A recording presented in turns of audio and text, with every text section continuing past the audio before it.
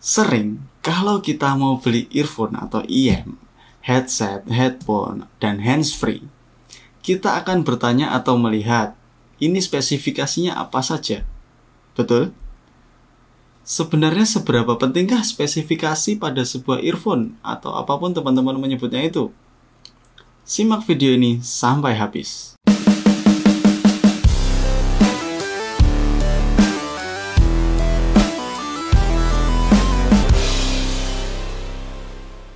Selamat datang di Gudu Channel. Spesifikasi earphone yang bagus itu yang gimana?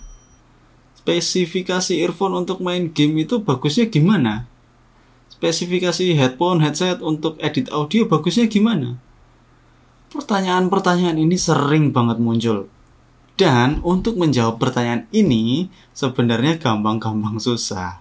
Gampangnya karena jawabnya tinggal begini, coba aja dulu, pinjam punya temen.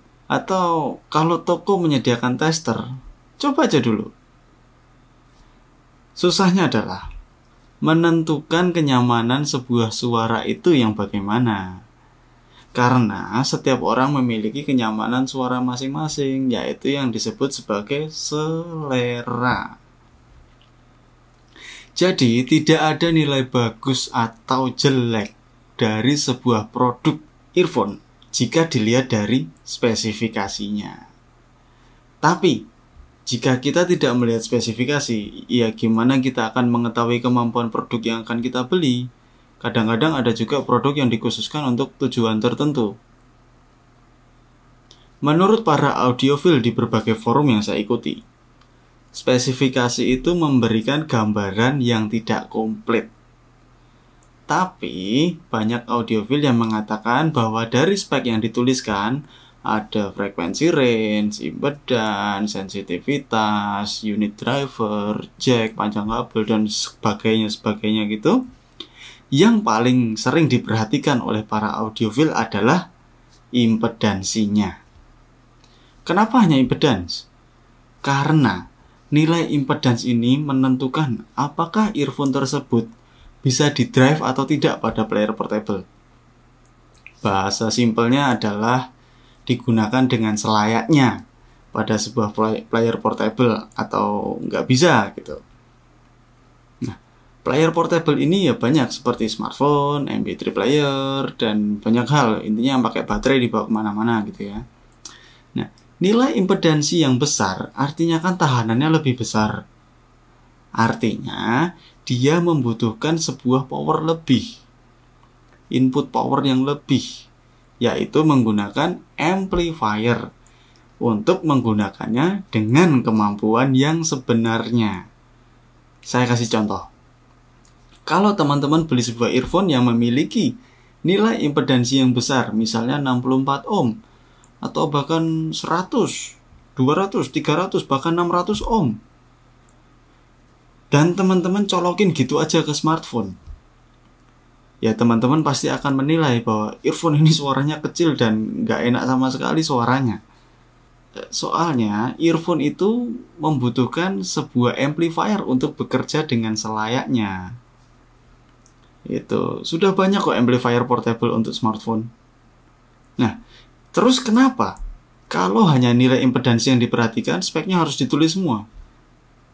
Sebenarnya nggak semua nilai spesifikasi itu tertulis loh. Spesifikasi itu dikeluarkan produsennya untuk memberi gambaran bagi para calon customernya. Sebuah nilai dasar untuk melihat bagaimana earphone akan bekerja. Produsen tidak akan membeberkan spesifikasi secara detail, karena itu akan menyangkut teknologi masing-masing produsen, dan biasanya ini adalah rahasia perusahaan.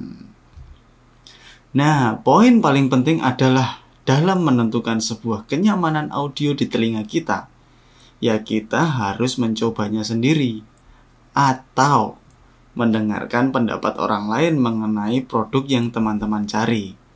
Nah, setidaknya ini akan lebih mendekati keputusan kita. Karena kita ya setidaknya mendapat rekomendasi earphone mana yang cocok. Misalnya teman-teman cari yang bass, ini earphone untuk main game ini yang agak ngebass yang gimana sih? Itu atau cari yang Bluetooth yang nggak ada delaynya, nggak ada latensinya. Wah, itu. Nah, itu. Jadi jangan harap ya kalau main game pakai earphone Bluetooth itu akan sebagus earphone kabel ya. Karena pasti ada aja latensinya atau delay sepersekian detik. Jadi ada telatnya sedikit atau mungkin telat banyak. Itu kan jelek banget kalau telat banyak. Nah, Bluetooth belum bisa mentransfer suara secepat kabel. Oke, jadi paham ya teman-teman ya? Baik, saya kira begitulah kira-kira seberapa penting spesifikasi dari sebuah produk earphone, headset, headphone, handsfree gitu ya. Jika teman-teman memiliki pendapat lain atau mau menambahkan, silahkan di-share di kolom komentar. Mari kita berbagi informasi yang bermanfaat.